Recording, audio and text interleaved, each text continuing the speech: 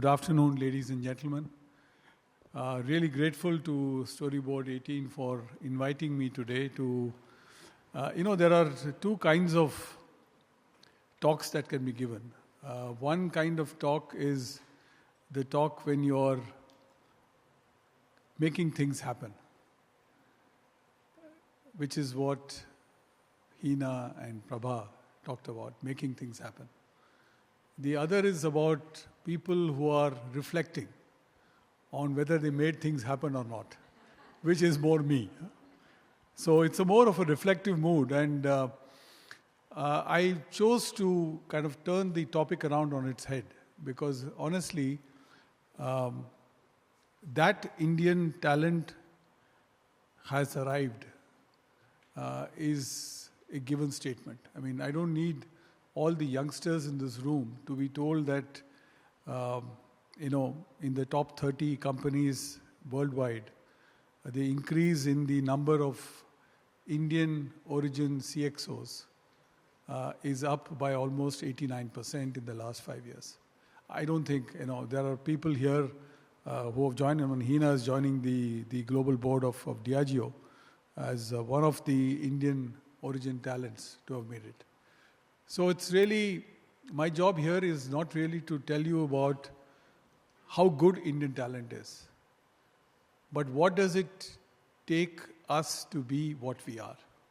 And I think that's more useful as a perspective to all the youngsters who are there in this room.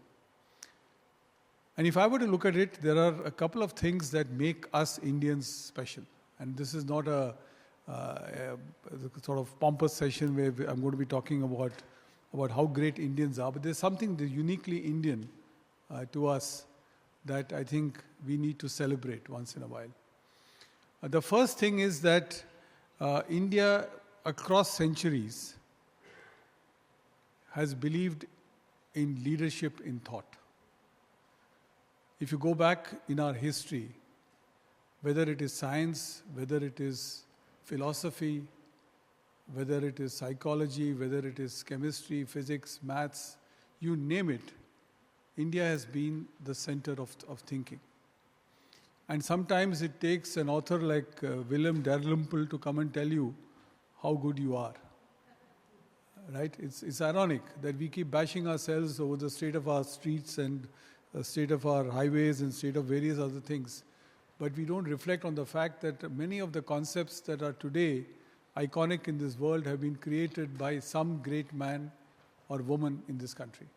So thought leadership is one part of what makes us veritable leaders in the world.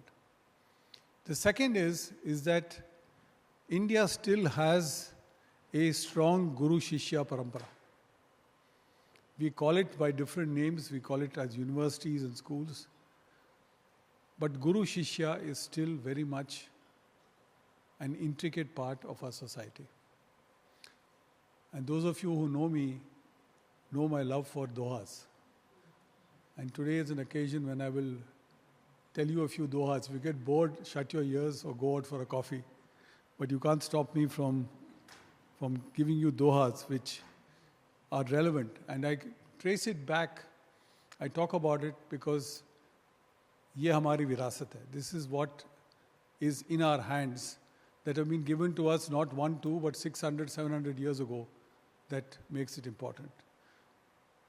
Kabir said beautifully, he said, Guru Gobind, Lord and the Guru, dono khade, kake lagu paye, whose feet should I touch?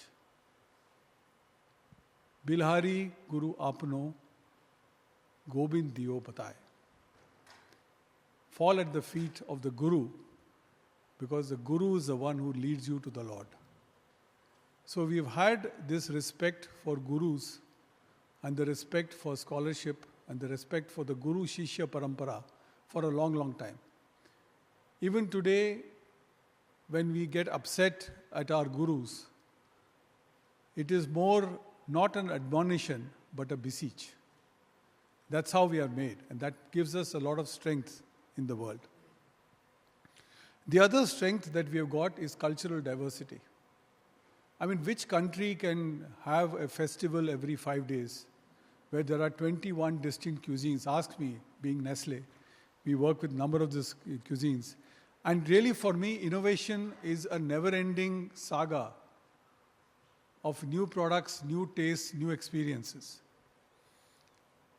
I don't have to struggle with a 2% whitening penetration that my friend Prabha does. Because taste and nutrition and different varieties define what India is. And this cultural diversity gives us a huge amount of immunity against bigotism or against a unidimensional thinking. The fourth element that makes us special is the fact that we can live in contradictions. There can be the finite and the infinite. There is Nirgun Nirakar and Sagun Sakar. Nirgun Nirakar, as in the Lord whom you cannot see, and a Sagun Sakar, which is a Lord that you can see. We can balance both these thoughts in our head, and that gives us a huge amount of strength. And this strength helps us in adversity, because contradictions is what defines the way the world is today. And today, if you look around the world, I think contradictions, inhibitions, warping of minds and thoughts has become so much a part of us that any unidimensional, non-thought-provoking person or idea doesn't work. And that's what makes us as a species truly great. That gives us the immunity to do what we do.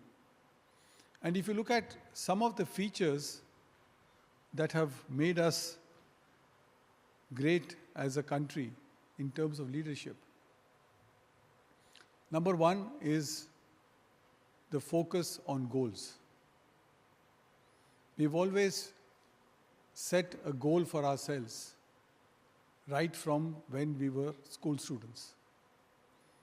You had a goal, depending on the part of the country, if you're like a South Indian like me, then the goal was always getting 100%, which you never satisfied your dad at because you never got 100% in every subject.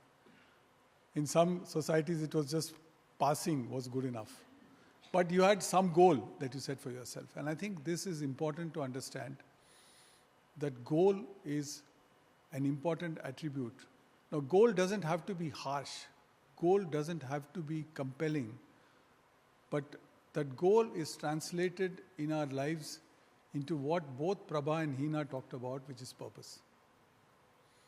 And I think those organizations and those companies and those people who are driven by a certain sense of purpose tend to achieve not success, not necessarily monetary rewards, not necessarily a whole amount of claim and name and fame, but they achieve what we all seek as human beings, which we don't articulate well enough, which is happiness. Purpose gives rise to happiness.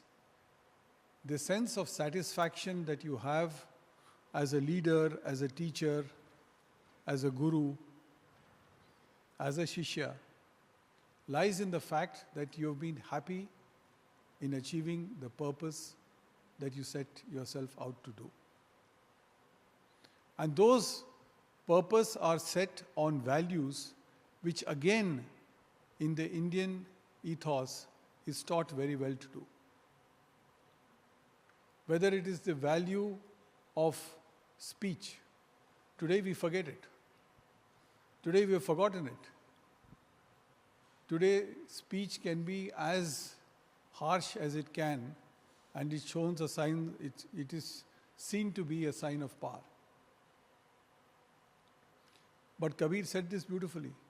He said, "Aisi bani boliye, man ka apa khoye, auran ko sheetal kare, aaphu sheetal hoye." We have forgotten the value of respect and dignity in speech. Aisi bani boliye, speak that it not only brings softness and peace to your mind, it also brings that to the listener. And that is seen with another virtue which is built in us as leadership, which is built in organizations. Not only should you be respectful, but you should also be introspective. Again, Kabir said this, "Bura jo dekhan main chala, bura na biliya koi, jo dil khoja apna, mujhsa bura na koi." I think as Indians we have this, that we go out into this world to seek who was bad, who was evil. We look at ourselves and we realize there's no one worse than us. That is a huge strength, my young friends, as a country. There are very few societies where introspection is an innate part of living. Now, whether you meditate or whether you chant or whether you even pray is a different matter altogether. That's your call. But that you introspect on where you are and what you're doing is an important aspect of becoming a leader. A lot of us go through difficult moments. I've had a long career, more than 40 years in the industry. And I can tell you I'm a little bit of an albatross. I always land up into a crisis or create a crisis. I'm one of those, either of these things have been happening to me ever so often. And I realize, what is it that pulls me through? What pulls me through are two things. One is I don't take myself too seriously, which helps, because if you don't take yourself too seriously, then you do things in a little bit more of an easier, more casual manner. Not casual in the sense of doing it badly, but you do it in a manner that is more peaceful with yourself. And the second reason is because I introspect. I see what is it that is there in me that is inhibiting someone from doing something. So introspection is an important part of what we do as leaders.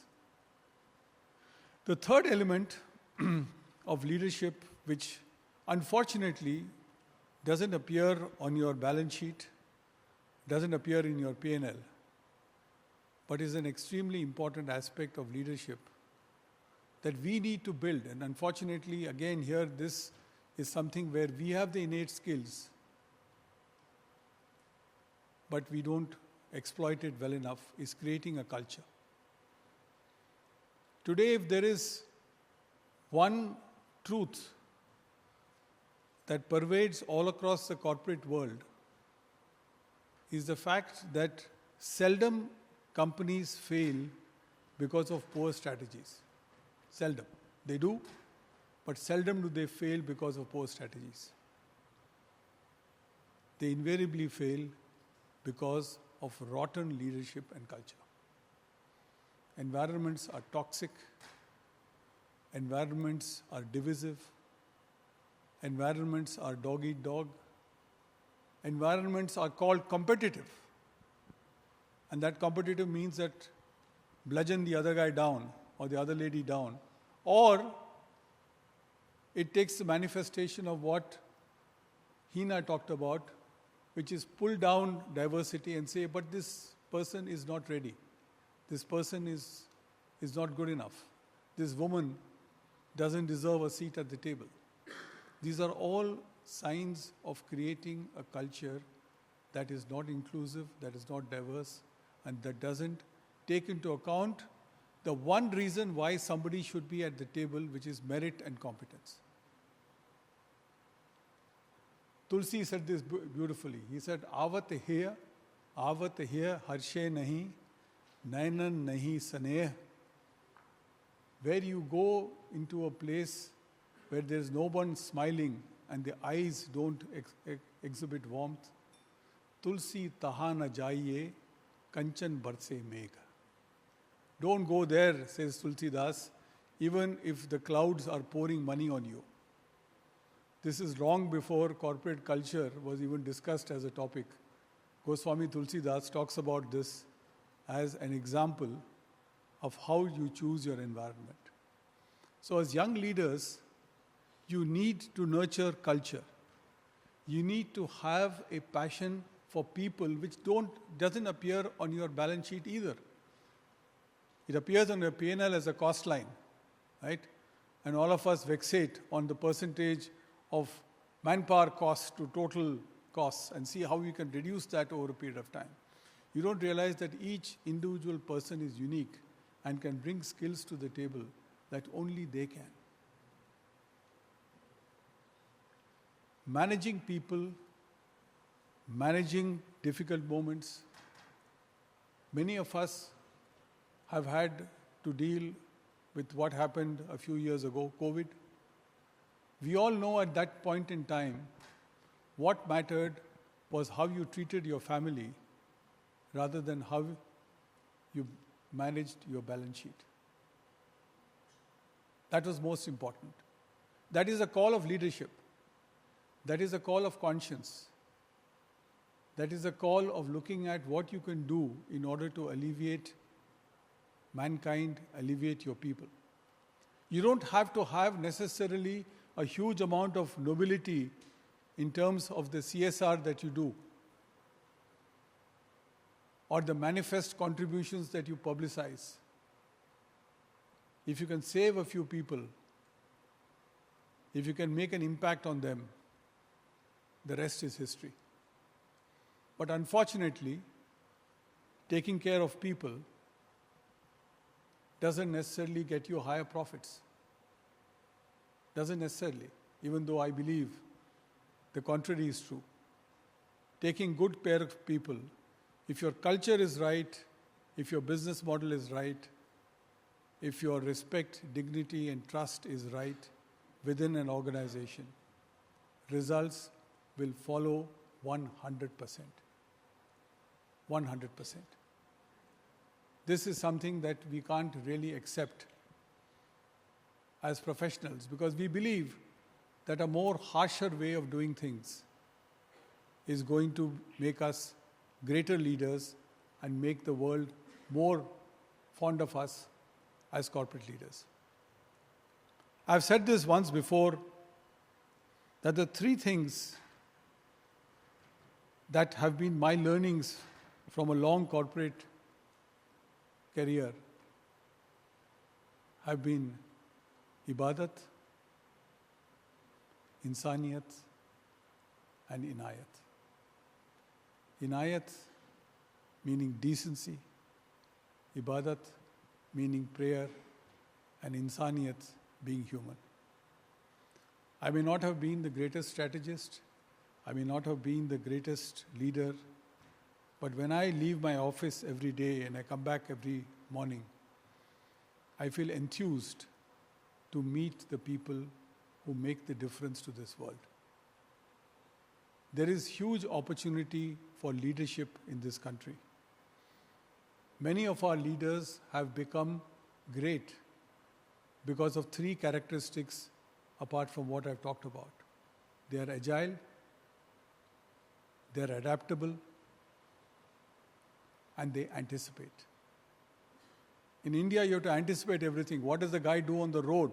What is the cow thinking of when crossing the road is also part of the lexicon that you develop as Indian leaders, as Indians, right?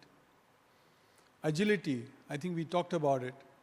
Technology is becoming now more and more agile.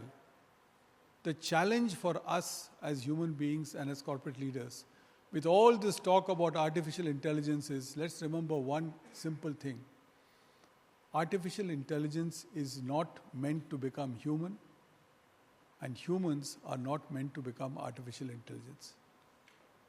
Let's keep this in mind, and let's keep the finiteness of what technology can do. The greatest challenge that we have as leaders as we go forward is the ability to inspire, the ability to make the right connections, the ability to be better humans is even more important than being the best technologist on the planet, because you'll find people. As corporate leaders, as those of you who aspire for corporate roles, You'll find the best marketeer, the best supply chain guy, the best AI expert, the best digital expert, the best human resources professional. You'll find them. And they will all be better than you. I mean, I always tell my team that you are all the lions, and I have been only called upon to give the roar.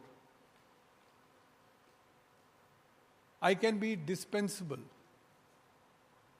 when everything else comes together. My indispensability is because everything else doesn't come together. That's why leadership counts. So, in closing,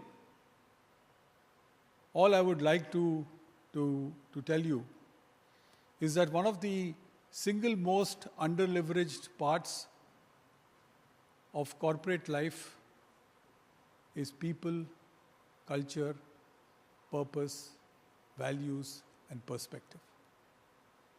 We simply don't give enough attention to these areas. And those companies, large and small, who have been on that seemingly boring path, have been extremely successful.